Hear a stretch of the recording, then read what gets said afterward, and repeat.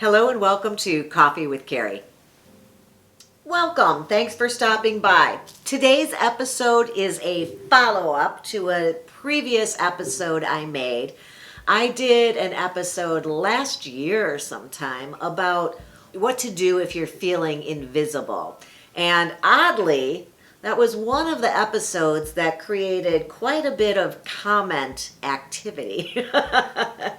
Wasn't all wonderful. A lot of it was super negative, and it was about women feeling invisible, and there was a lot of negativity from men. Don't go look. You don't have to leave. I disabled the comments. I think it's probably the only episode I've ever disabled comments, but it was just bringing me down, and I didn't want to have to read the negativity or be inundated when I'd get notifications in the morning about comments on episodes. So I just turned them off so that nobody could comment or read any of that negativity. And but I did want to talk about a little follow-up on that because it was, even women were commenting and had thoughts on that, and I wanted to maybe clarify but also give a different way of looking at that, some positive things you can do if, I didn't say I felt invisible. I didn't say all women feel invisible. Men were saying that you do, now you know how men have felt, or it was just a flip-flop and it was a craziness, but that's what I wanted to share. If you want to hear my thoughts, my little update, stick around. That's what's on the agenda right now.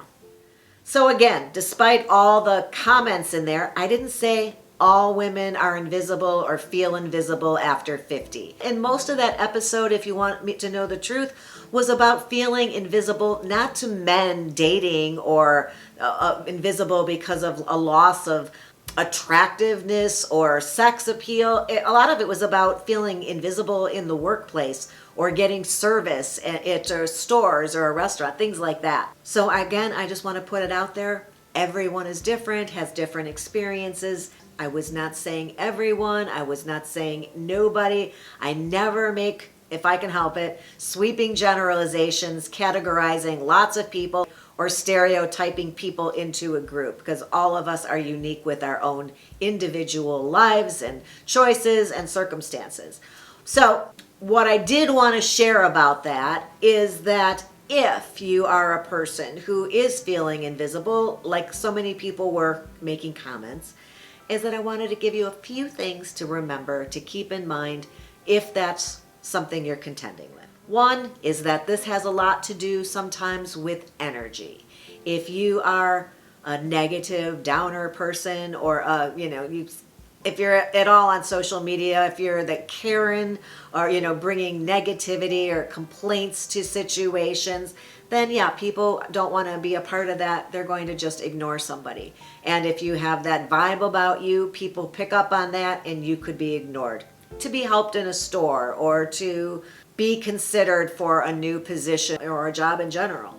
So it's a lot of times it's the energy we bring with us to things, how people look at us and place us or generalize us or try to figure out who we are, not just the way we look, but also the energy we bring with us, the vibe. Our positivity can override a lot of feeling invisible if that's something you're contending with. So one, energy. Two, your face. It's always with you. It's easy to put on a smile. It takes not so many muscles to, along with that positive energy, to bring a positive expression. And instead of losing track of how you're looking at people, if you ever catch yourself where you're like looking at somebody, you're like, you just forget about your own face and you're like, find yourself slack-jawed staring at something or a situation. You're like, oh my God, I'm in public. How did I have that look on my face?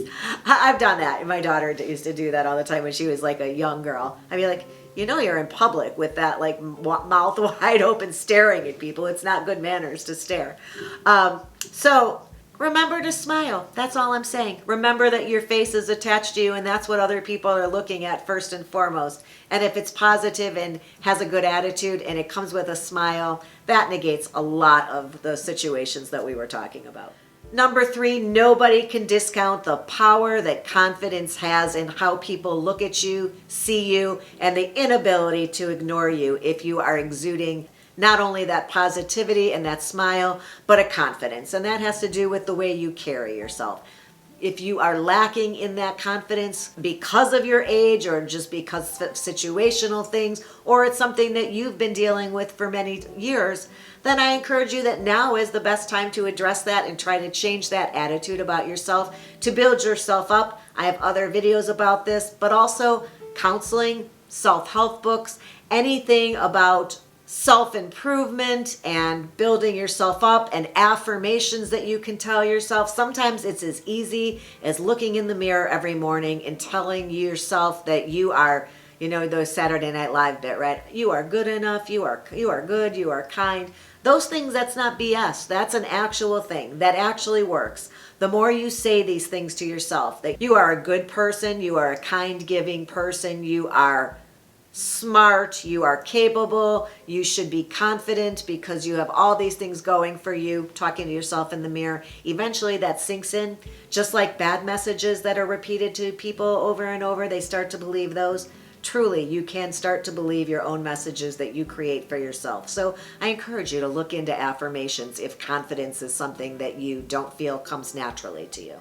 And then this last one was just a thought I had before I wrapped up, that sometimes people feel invisible because they don't actually want to be seen. They want to slink back away from a situation that they don't want to take part in, because a lot of times these are things about current situations and they're not up to date or abreast of certain things that are going on in the world. Often people lose touch with some of the changes in society or what's going on in the news or current events, and instead of wanting to jump in and participate in the conversation, they choose to be invisible because they hide a little bit further in the background to not have to be put on the spot to have an opinion. So I encourage you, if you are educated on these things and you're keeping up and reading articles about social issues and about interpersonal relationships and all the things that are going on in social media and pop culture, if you're up on these things, you'll have an opinion and you'll be able to share them, and there's no reason to not be a part of that conversation. But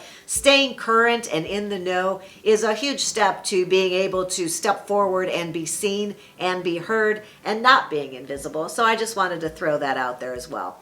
So I just wanted to say, I was not making sweeping generalizations that I feel invisible or all women over a certain age should or do feel invisible. But if people did, that episode was geared towards way to keep them relevant in the workplace and in a lot of different ways. I'll link to it here or at the end of the episode. I'll link to it at the end of the episode if you're at all interested. That's my comment to anybody who happens upon this. I hope I don't have to turn off the comments on this video too. That would just be crazy. I appreciate you stopping by. I hope you'll subscribe to the channel and hit the ring bell, and I'll look forward to seeing you next time. Until then, have a good one.